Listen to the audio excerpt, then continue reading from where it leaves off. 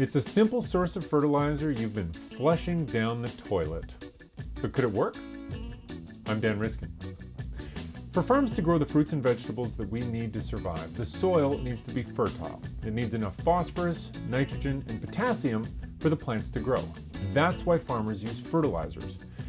Well, one great place to find all those elements is human urine. And I know it sounds gross at first, but we're not talking about literally spraying pee on fields. We're talking about extracting chemical elements from wastewater so they can be made into safe fertilizers.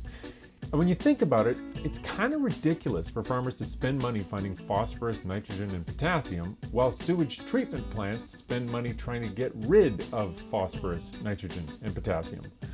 Some countries already do use processed urine to make fertilizers, including the Netherlands. But could it all work on a global scale? Researchers looked at 107 countries to get the lay of the land, and they found that in some countries, like Uganda, Nigeria, and India, many people live in rural areas, so there's plenty of human waste very close to the fields that need nutrients.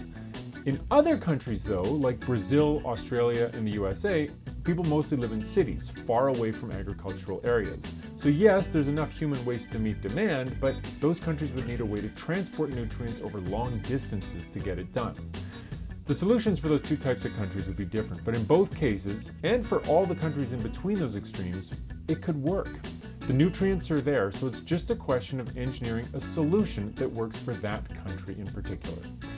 It all reminds me of something Canadian astronaut Chris Hadfield told me once about the system on the International Space Station that filters urine to make drinking water. He said it wasn't so weird knowing you were drinking filtered urine, it was knowing whose urine you were drinking that made it unsettling. For ctvnews.ca, I'm Dan Riskin.